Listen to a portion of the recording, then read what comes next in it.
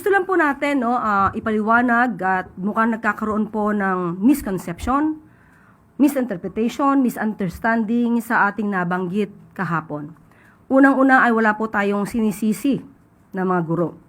Ito ay pagpapaalala sa ating mga kagalang-galang na mga guro kung ano po ang kanilang malaking role bilang tagahubog ng magandang kaugalian, lalong-lalo na sa mga kabataan. Ang ating pong sinabi ay ito po. Dapat na ang mga kabataan natin ay naggagabayan. Hindi lamang ng kanilang mga magulang, kundi sa kanila mismong paaralan. Tama naman po yun. At wala itong pagsisinungaling. At ito rin po ang ating nabanggit. Minsan na pong nakita, mismo ang ibang guro ay lumalabag sa itong klase ng moralidad. Sila minsan ay nagtuturo sa kanilang mga estudyante kung paano maging walang modo, lalong-lalo na sa mga nakakatanda o sa ibang tao. So, kung sila man ay mayroong naramdaman na galit dahil sa ating tinuran, muli, gusto lang natin ipakita dahil baka hindi alam ng ating mga guro yung ibang nangyayari sa mga ginagawa ng ibang guro. So, nais ko pong ipaliwanag kung saan po ito nagmula para hindi po sila maiba ang kanilang pananaw sa ating sinabi. Dahil gusto ko rin po namang mapatunayan na itong ating sinabi ay naaayon din po sa mga naimbestigahan. Ito po ay isa lamang sa mga nakita natin. At ito naman ay nabalita na rin po. Ito ay patungkol sa nangyari, naganap sa Davao City,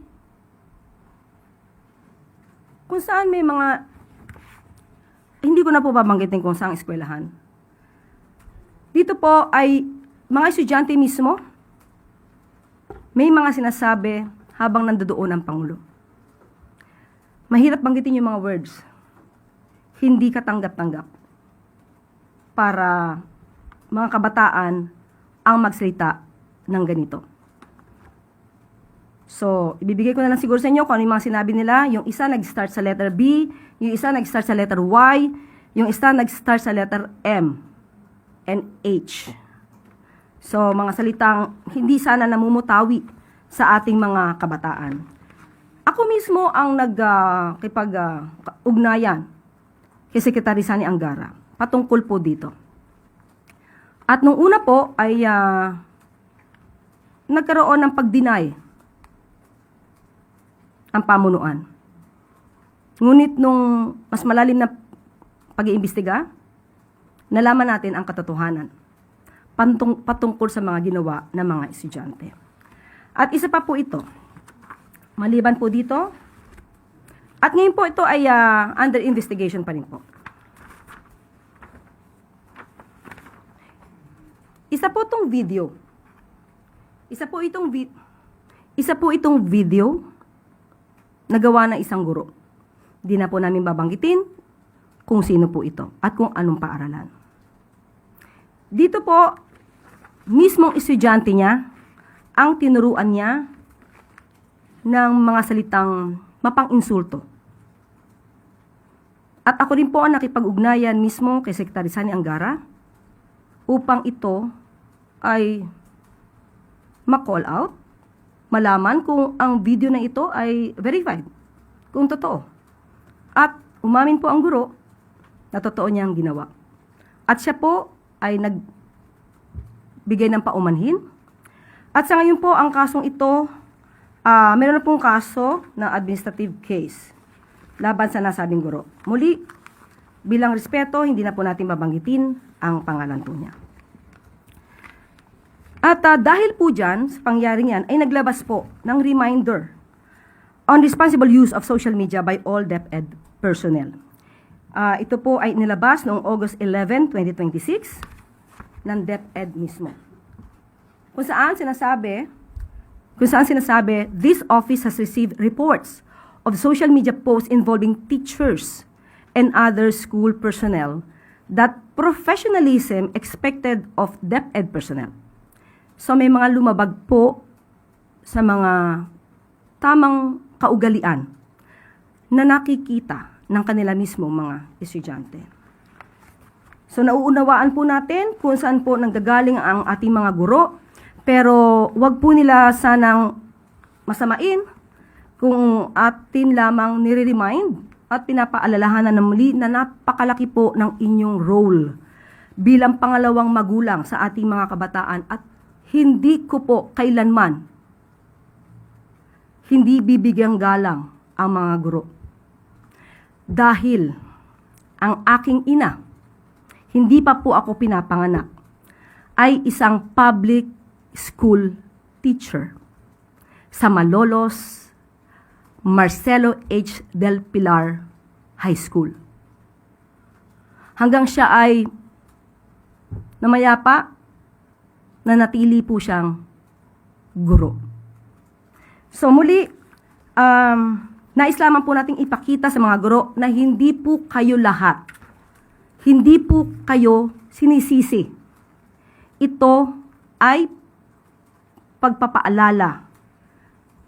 At sa mga ganito po, kung meron po kayo nakikitang mga inyong mga kasamahan na maaaring lumalabag sa alintuntunin para sa mas magandang pagtuturo sa ating mga kabataan, ay kayo na po rin ang tumulong sa ating pamahalaan.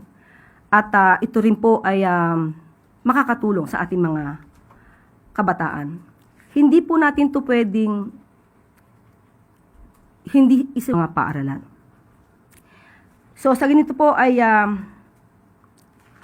nais po nating sabihin sa ating mga guro, napakalaki po ng inyong mga katungkulan para sa paghubog na magandang kaugalian, magandang asal or magandang attitude sa ating mga kabataan.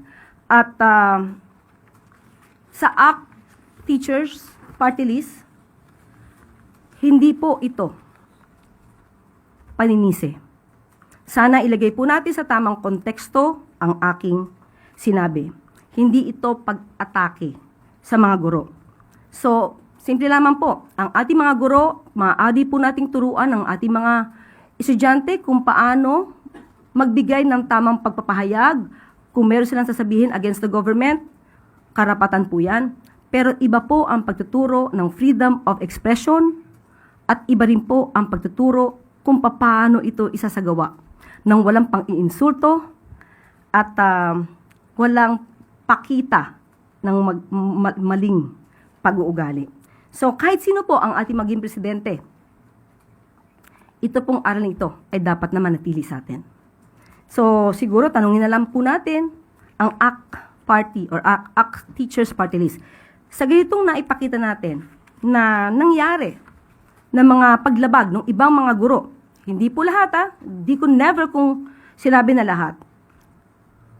Ano po ba kaya ang nagawa nila para mas maiangat natin ang tamang kaugalian sa ating mga kabataan? Tingnan po natin kung nakundina ba nila itong mga isang teacher, yung ibang mga teachers na nagsagawa ng ganitong pagtuturo ng maling asal sa ating mga estudyante. So muli, ang mga teachers po, iginagalang po natin yan. Malamang ay nagkaroon lamang po ng misinterpretation dahil yung nagpalabas ng opinion ay malino po agad. Dahil sinabi na sinisisi po natin ang mga guro. Hindi po kailanman natin sisisiyan ng mga guro. Ito ay isang paalala lamang. At pati naman po, ang DepEd ay meron din po silang mensahe patungkol po dito. Gusto lang linawin na hindi ito tungkol sa paninisi sa mga guro. Ang punto ay kilalanin ang napakahalagang papel nila bilang pangalawang magulang ng ating mga learners.